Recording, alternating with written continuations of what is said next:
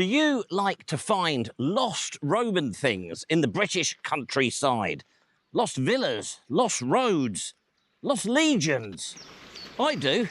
I'm an antiquarian. I am walking along a Roman road, and up ahead of me on the Ordnance Survey map are some intriguing hatchings. And even more intriguingly is this. Look at this name, a very Roman sounding name. Trying to find out anything about Pompocali is brick wall time. So in this video, we are going to explore the site and consider what it might be. Is it a Roman fort, a Roman settlement, or a Roman quarry? Or is it just one great big cock-up?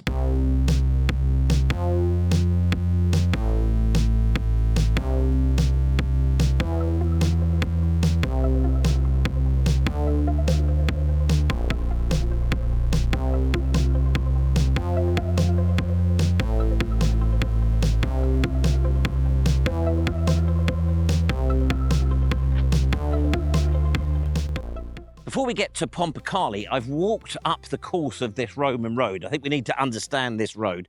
Now, at this point here, the path that you can see over there is leaving the alignment. The Roman road is running straight across here, over those fields there to the side of that wood. There's some bits of it that show up on the LiDAR.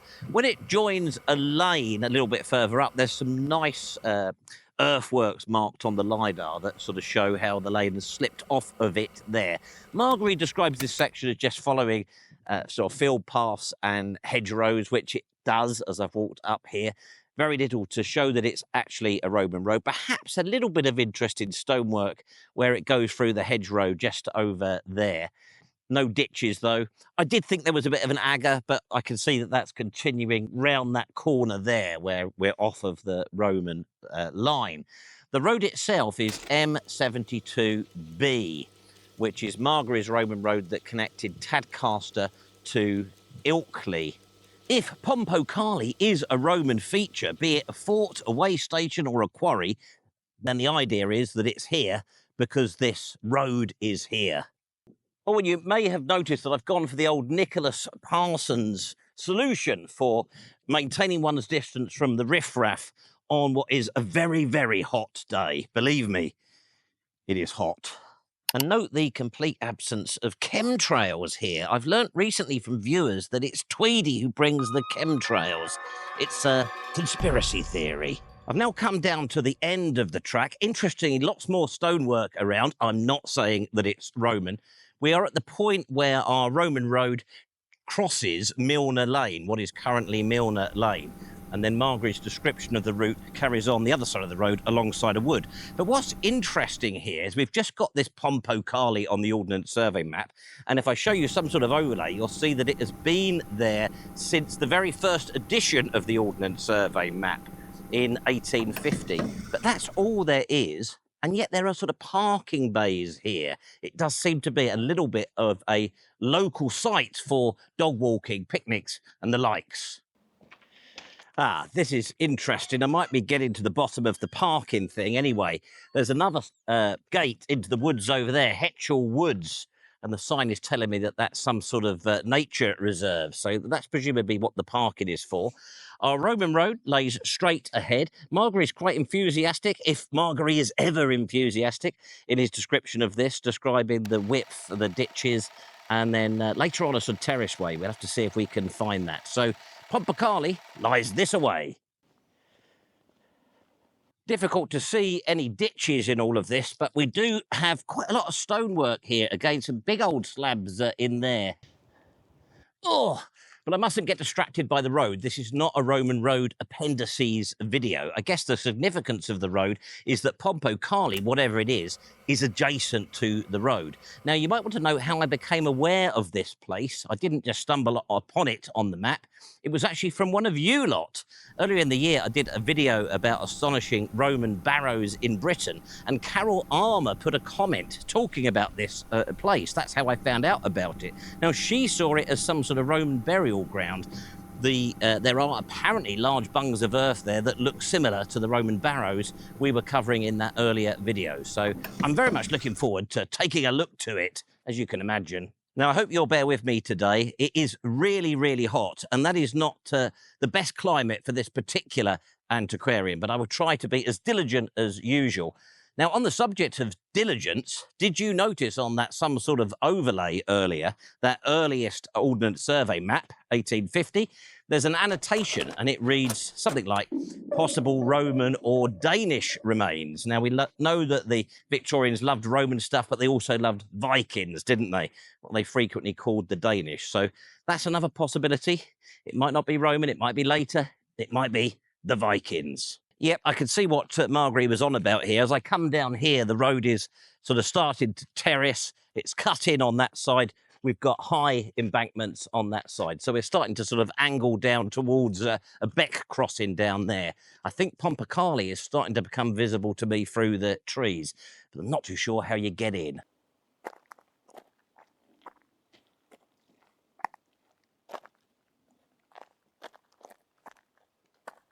What more could an antiquarian wish for, apart from not having to retake this one about 5 times? Keep muddling up the words. I'm on an obvious Roman road, metalling there, very visible. It goes off down here, terracing, as Marguerite said, down to the beck crossing, somewhere down there. I'm not going to go down there just yet, because I think that the way into Pompocali is somewhere in here.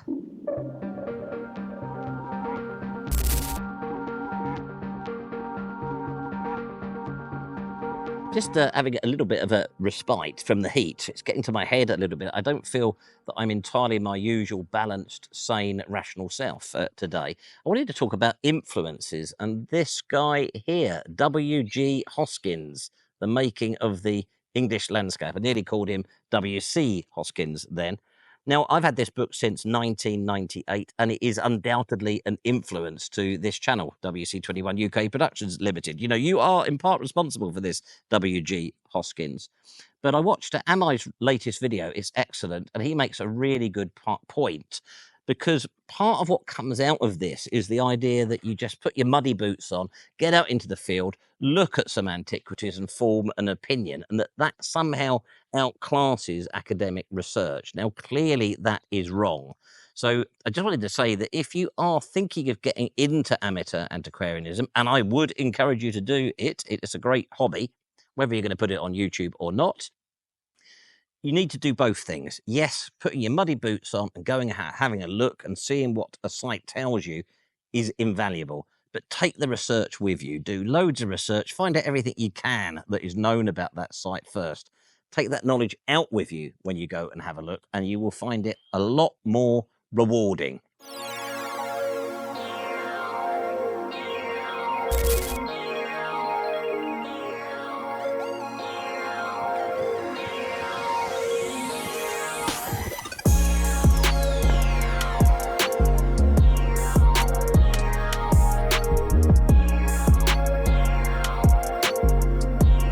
Yep, that's it.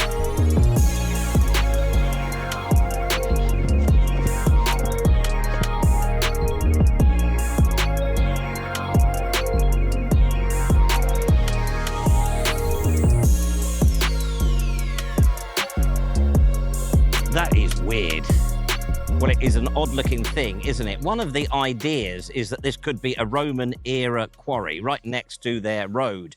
Magnesium limestone, which they favoured in the building of the city walls at York. And the road that we've just walked down goes to Calcaria, Tadcaster today, and then the road is onward to Ebucorum, York, from there. So could this be a Roman-era quarry? I'm certainly thinking quarry, now I'm looking at it, rather than burial mounds, but we will take a look around in a bit and see what we think. Going the other way, the road goes to a place which nowadays is called Adel in the northern suburbs of Leeds, and there's a Roman fort and settlement there. Just for the minute, we're going to refer to that as Burg O'Dunham, but resist furiously commenting, because the naming of that is going to come into our investigation shortly. Now, the other thing, before we look around, just to bear in mind, is that there is another potential Roman fort out in the centre, right in the centre of modern-day Leeds. Now, I just want to be clear, I'm not 100% I've got to the bottom of why this is marked as Pompocali on the map. Just lost about 2,000 views there for my honesty, but I am pretty sure I do know why that is the case. The next step is to have a look around.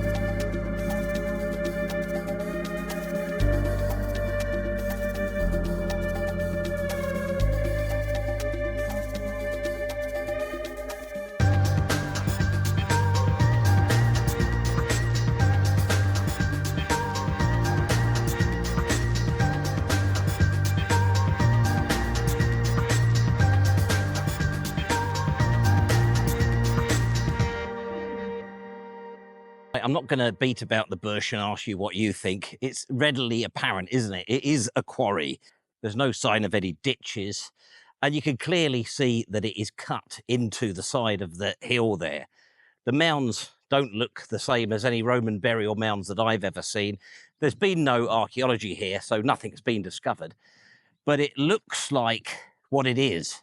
It is a quarry, and there is nothing to suggest that it's a Roman quarry. It might be, but there's nothing to suggest that, other than the fact it's next to a Roman road. So where on earth has Pompocali come from? Why is it called that on the map? And why has it been on the map for whatever that is? What is it, 175 years, something like that?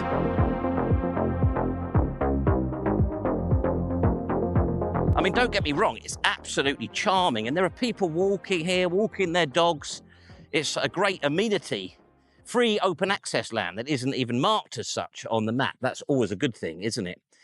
But, you know, when you look at the LiDAR, there's no sign of any ditches. The position is clearly wrong for a fort. There's nothing to suggest the Romans cut into hillsides to build towns in Britain. So the only chance of it being a Roman site, I would say, is as a Roman quarry alongside a Roman road. Right, I'm going to tell you what I've discovered about this place, but I need to find some shade because this weather is doing my antiquarian nut in. I mean, it's even too hot today for my missus, and she absolutely loves the sun. That's how hot it is. So I am starting to hallucinate and cock up my lines. I've just had to do this one 3 times. 3. It's not that it was too hot for me, but this garden won't look after itself, will it? Now, that's what an antiquarian needs on a day like this. A little sheltered, wooded glade. Perfect spot. Does I need to tell you a story? In reality, all I had to go on was a name on the Ordnance Survey map, Pompocali, and a comment from a viewer. It's not a scheduled ancient monument. All the normal sort of checks led me nowhere. There was nothing on the historic environment record. There was nothing on the ADS database. I did actually find a YouTube video about it by another Darren, actually. Darren over at Adventure Me. Hello there, Darren. He did a video here a few years ago. I'll put a link to that in the description so you can take a look. But he didn't really come to any other conclusion other than that it's probably not Roman and it's probably some sort of medieval quarry. Ultimately, it was some frantic, dare I say, desperate Googling that led me to the answer. I found a blog written in November 2020 by a chap called Tim Barber, and that in turn led me to a local history book about the Scarcroft area. and it was that unlocked this for me. It all seems to go back to an antiquarian, there we go, in the early 18th century called Ralph Thoresby, and he was looking for a lost Roman fort, the fort of Camodunum, which he believed to be somewhere in the vicinity of Leeds, because Bede, writing later, of course, mentions a battle at a place called Campodonno, where the king of Elmit was defeated by Penda from Mercia. In 1702, Thoresby had identified the Roman remains at Adel that we referred to earlier, but he favoured that as Burgo Dunham. He also found evidence of some form of Roman fort right in the centre of Leeds, possibly where the Sheepscar Beck joins the River Aire. He could see something, we can see nothing. Everything is now gone today. And he favoured that as the location for Camodunum. It's worth understanding that he was looking at the Antonine itinerary, and in that, Camodunum was expressed as Camodunno.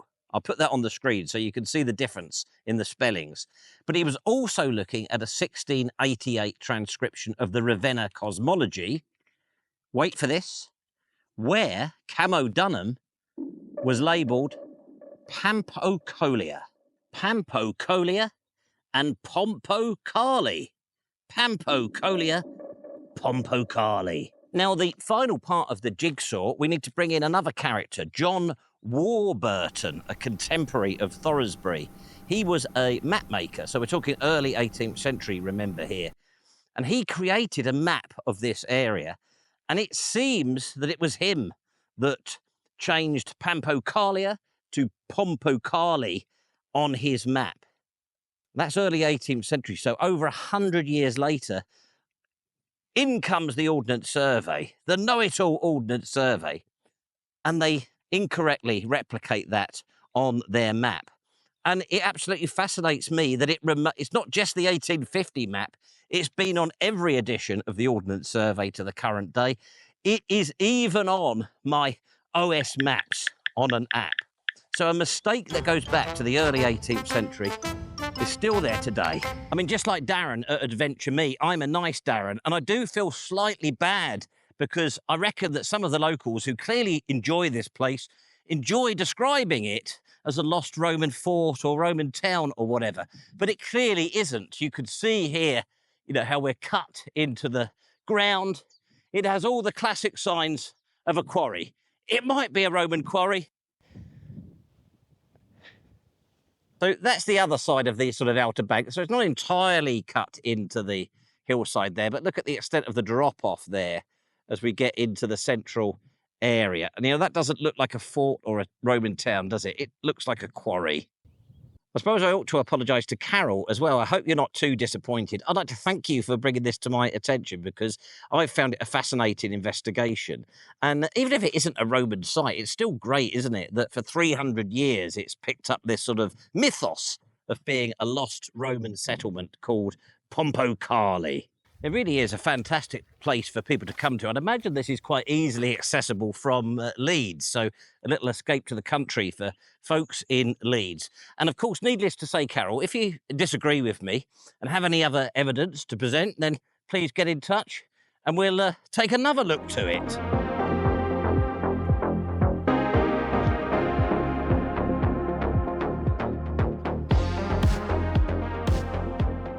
Just come down to the Beck crossing on this Roman road. The terracing is lovely. I think this is pretty much all Roman remains of the road that we're stood on here. Not too sure about the crossing, but it's lovely anyway. Well, this is absolutely a surprise to me as I come down to where I'm pretty sure the current track is fording this Beck as it did in the Roman times. We've got all of these old stones here in the water.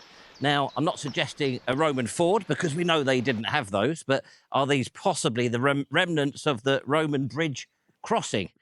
I've popped that here because I just want to finish off really on the subject of these of the fort confusion. So Thoresby has the fort as the now lost fort somewhere in the centre of Leeds, whereas nowadays the Roman Roads Research Association has it at Adele. They see the settlement as Adele, as not as Burgo Dunham. They think that is Camo Dunham. And then to add to the confusion, the excellent website, Roman Britain, has Camo Dunham at Slack. So it really is a case of confusion in the mind on a very hot day.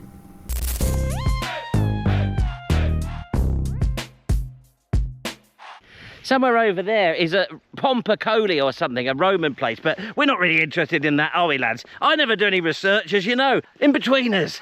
Amazing! Wow, amazing. Look at this. No idea what it is. I never do any research. Great big old railway, look. Don't know what it is. And this will take me about 10 minutes to edit this. Running through that tunnel now. Hope you lot can hear me, a bit windy today. Haven't got a mic. Don't know, what would they have made there? Cloths? And check out our merchandise shop where you can get DazTraks, Pack-a-Mac, Riff Raff in the Pack-a-Macs. Subscribe.